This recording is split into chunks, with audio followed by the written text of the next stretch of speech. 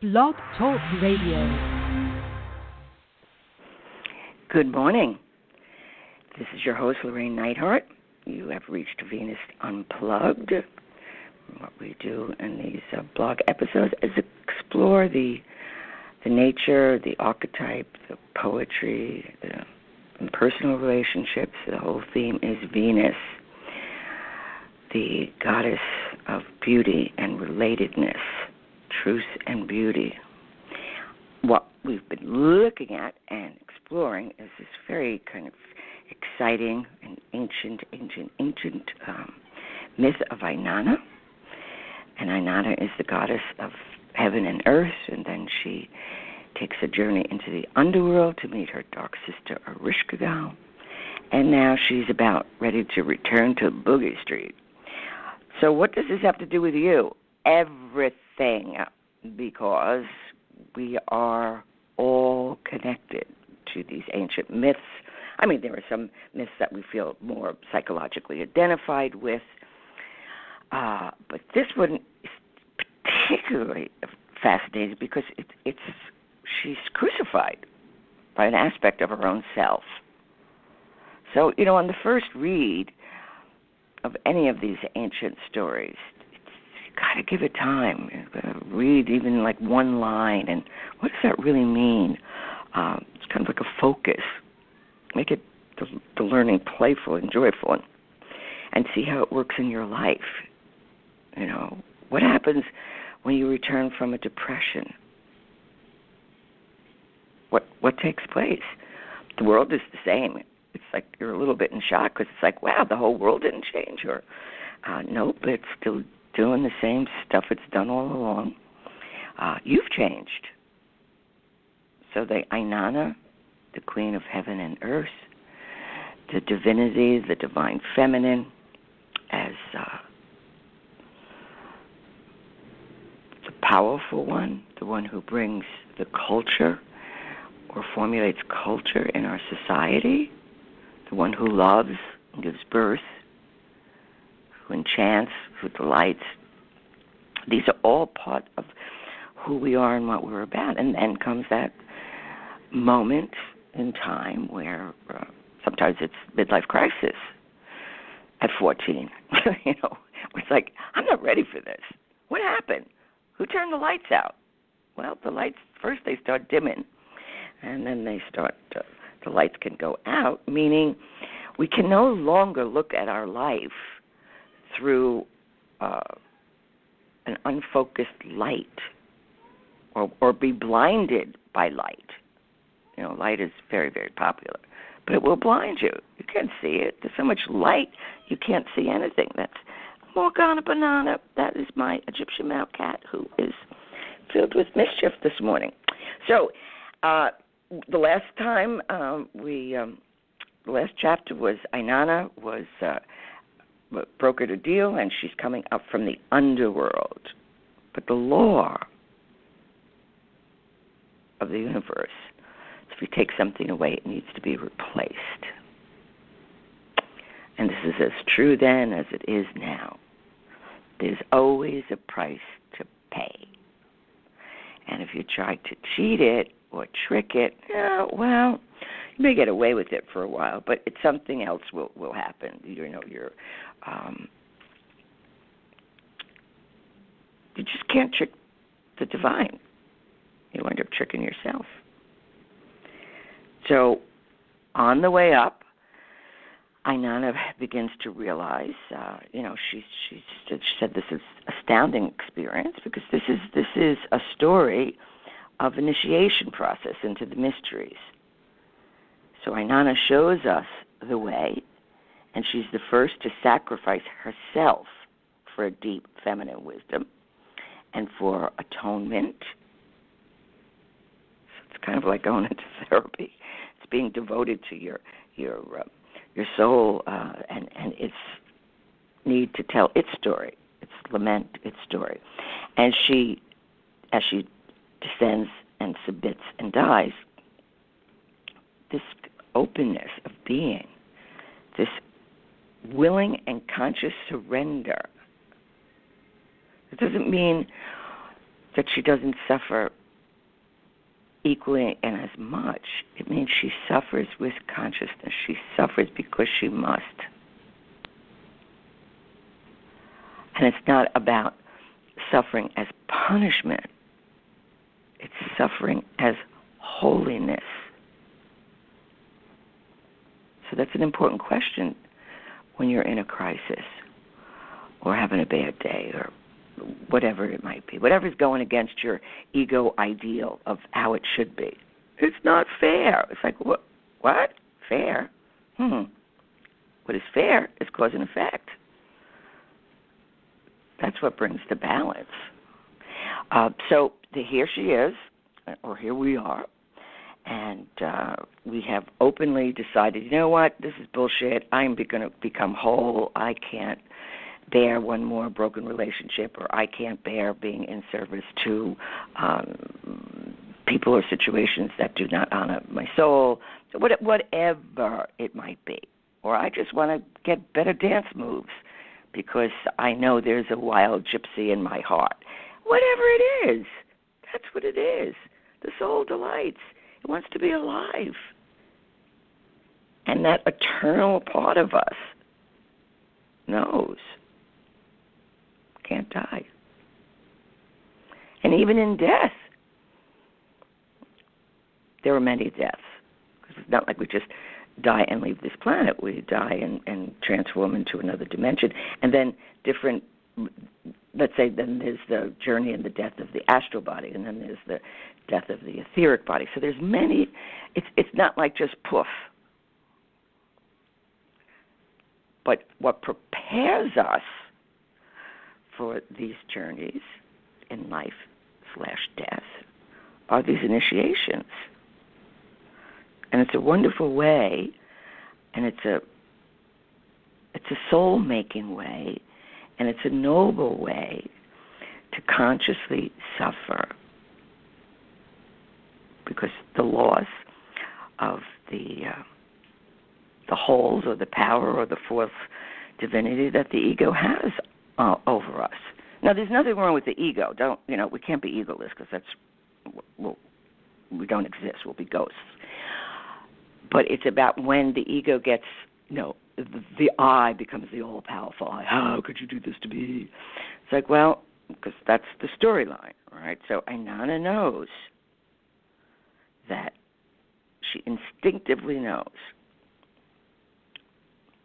we got to go into the unknown, sit and suffer, be crucified, meaning being transformed.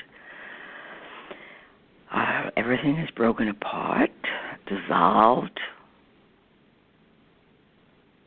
and then the return. So she is not doing this passively. She's developing an active willingness to receive.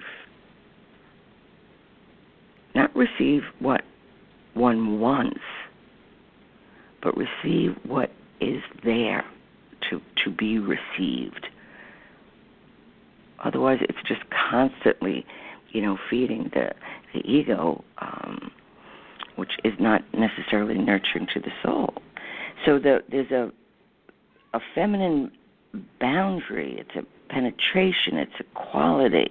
It's letting another influence upon itself within ourselves. And in a sense, poetic images, it's like we allow this sacrifice, its penetration by the divine, which is very erotic in many ways. This, when we see the ecstasy of saints or shamans or whatever it is, or music or art, we're being penetrated. So it can be ecstatic, but painful at the same time. So by approaching the dark forces and the earthly reality and the unconscious, and she slowly is peeling away the defenses and the ego identifications, particularly that smashing ideal that we have of the conscious ideal of the personality, and it's been wounded, and we get cut off when we, in a world that devalues value. It's like facts without feelings. As people say, well, it's just the facts, these are the facts, but it doesn't have any feeling in it, so it doesn't have any real value, so it's just going to wind up being brutal.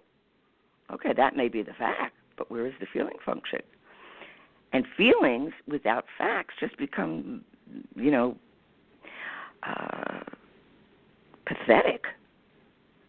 It's like it's got to have some quality of groundedness, some reality, some fact. But they're soulmates, even though they come in completely different ways. And we're always struggling between the opposites. And in fact, it may have truth, but without feeling, it's lost its humanity. And that's what we're here for, the humanness of it. That will be our badge of courage. I graduated Earth School, and here we go. So, Ainana, she's on her way up. She's suffered consciously. She's done 3 days. It's always that 3 days, and she's on her way up. And now she's got to go for the replacement, because you can't take and not return it with something. You can't take and not gift. You don't have to gift the person or the situation, but you gift it the next time you have an opportunity. You gift, and that's what keeps the cycles of life moving. So she is restored. Ainana is restored to active life, but she returns a little bit demonic. And she's not so sweet, and she's not so interested in aligning or appeasing. She's met Ereshkigal, her dark sister, her dark side, her shadow. And so there's, when one has a shadow encounter, and if it fares well, or it leaves us with an insight, there's an equality that you get, which is kind of a ruthless compassion. You can see through the bullshit to what the core issue is, and that's where you hold true. I'm not falling for that story. I see what it is, and I'll hold to it. What I need to do to relate to this in the right way. It's not even the right way. I don't like that right, wrong stuff. If we practicing getting those opposites out of our language and see them as one, that's a good start. So here she is. She's on her way up, and she's met the mourning and the suffering sister, or parts of our own soul that needs to be acknowledged. So in this part, Ainana comes up, and she's kind of loathsome, and she's claiming her right to survive. I don't know about you, but when people come back from an encounter and they realize, I have a right to survive. Not just survive, like on the edge of reality. I have the right to survive, to thrive, and to be an inconvenience in your life. Because sometimes we have to be an inconvenience in somebody else's life. They put you in a little category, and that's where you're going to stay.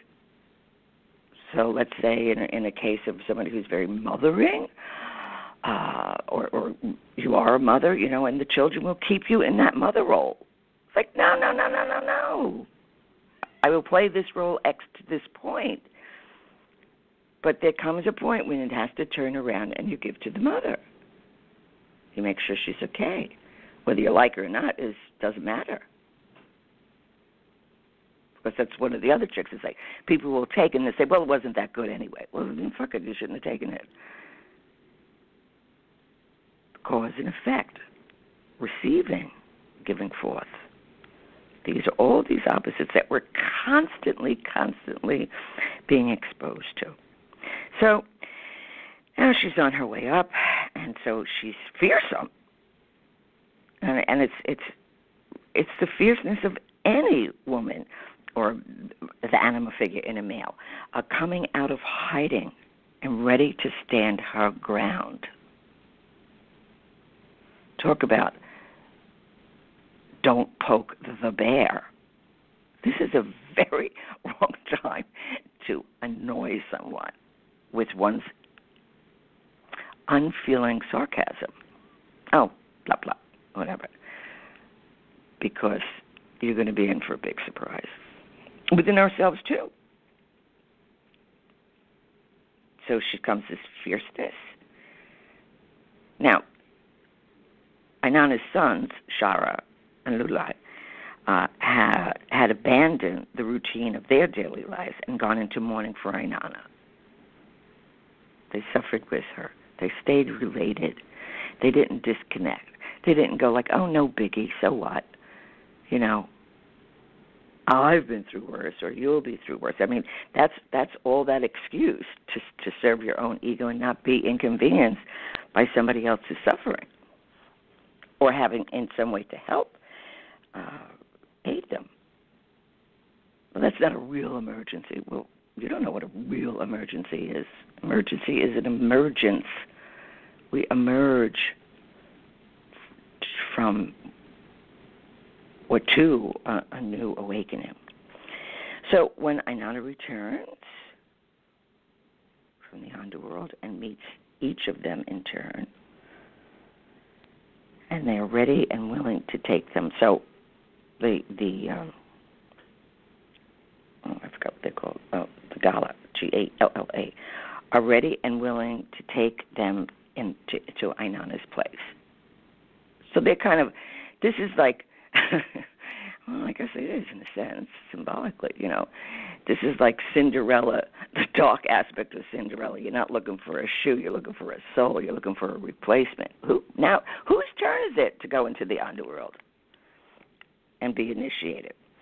So Dumuzi, my beloved Dumuzi, her honey man, you know, he's taken the place, Inanna's consort and shepherd, and she has installed him as the king of Sumar. And he's gone on with his life as if nothing had happened. Wow. Really? Your wife has gone missing? The queen of heaven and earth has gone missing, and you're whooping it up?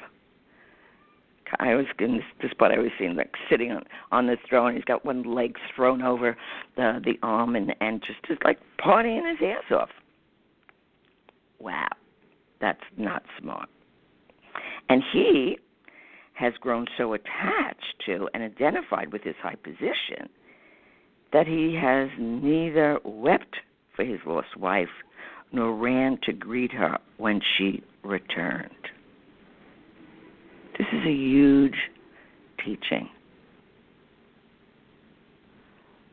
Whether you value someone's suffering or not, but you love them, you weep with them and for them, just for the human condition. You may not be directly understanding it.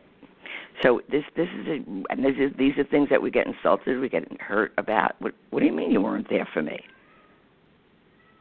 You know, the best versions of ourselves. So this is definitely a no-no, then and now. So she sees that. So while Inanna had ventured into the unknown, Dumuzi has turned his attention to earthly achievement. But Dumuzi is the logical candidate as well as the only, and her best beloved consort is equal to Inanna. So we can't throw something that we have to sacrifice. So this shows another. First, she sacrificed everything within herself, and then, in order to have the replacement, she has to replace it with something that she values, something that she loves. Something that we need to give up. So, guess what? He's going down. Now, of course, he's freaked. But then you think about it, it's like, woo. He dared to have intimacy with the goddess, and that entails a price. The price of initiation. Not the price of your life. The price of initiation. It's the price of your life for your, it's 3 steps. 1, 2, 3, bite. So Inanna challenges her equal to make the same descent she endured. It's like I always say, reality is when it happens to you. That's when it's reality. People have all sorts of intellectual questions until they have an experience. There's the facts and the feeling story. So Dumuzi attempts at scapegoating or taking flight, and he betrays his need to descend into the underworld himself, his need to find a relationship to an inner feminine whom he can accept non-defensively and reverent as equal. So the stage is set. Inanna tells her consort to go to hell and make it stick. So that's what we're really wishing upon a person or claiming upon a person. Yeah, you go to hell. You go into it. So it's not as terrible as people think. It's like, no, you go get initiated. Then we can have this conversation. We can't have the conversation if there's no experience. So needless to say, the guy, they seize him and they beat him, and then, but he prays. He prays to Uchi, the god of justice, and the brother of Inanna. Remember, he was the one that actually chose Dumuzi, her husband, right? So what does his brother-in-law do? Out of a sense of mercy, right? He turns Dumuzi into a snake so that he could escape the gala. And at the same time, Dumuzi gains the serpent wisdom that nothing in the great round dies, that life forms are not lost but renewed. Uchi, the sun god, is the balance of a Rishkagao. He, like Inki, is outside the patriarchal logos, not adversary, but complement of the feminine. The solar god and the dark goddess are the pillars of the esoteric temple. It's like when you see the priestess card in Tarot, those 2 pillars, that's what we're talking about there. All this stuff repeats, redefines, shows us again and again what we're looking at here. So we've got this wisdom going on, and there's no, the myth, it's active, it's alive. It's not just steps. Each step is a story within a story, a journey within a journey, a teaching within a teaching, which will bring wisdom. Now, Dumuzi, he's been king, but the qualities of understanding, compassion, devotion, and belonging to others, he lacked. So he just thought, well, this is my, rightful inheritance. I'll just do what I need to do here, and I'm cool. I'm cool because I'm king. I'm cool because this is going to happen. Never realizing, she's coming back. So mourn for others when you can. Say a prayer or mourn. Then, since he hasn't wept for his beloved or done anything, didn't even let the dogs out to go find her, right? And he knows, and that part knows, this is the classic puer eternus, the eternal boy doesn't want to pay the price. I just want to have fun. So what? What do I have to pay for? I'm a child. And it's like, nope, time for your tour of duty in the underworld. And this is tough for any one of us. And certainly in broken relationships, the first thing that we long for, is that the person feel for us what's gone through. Now, if there's a narcissistic response, the person who has wounded you will just turn around and go like, oh, no, well, hey, you walk in my shoes. Like, what? Really? No, let's dial this back and let's go to how this works. So he's freaked. Now his sister, which would be, in psychological terms, his sister would be his positive anima figure. So she offers to take his place in the underworld. And that's kind of, it's like a Christ crucifixion, although it's not as spectacular a performance piece of Christ on the cross. But it's much more personal and deeply feminine. And she offers herself courageously, accepting her own destiny for one man she cares for, her brother. Her motivation is human passion, love, and grief. So her name is Gestiana, whose name means vine of heaven, and is thought of in the myths as a wise woman. So she's in service to the human dimension. She does what she can to redeem the one lost to the underworld. She acquiesces to her own cutting down.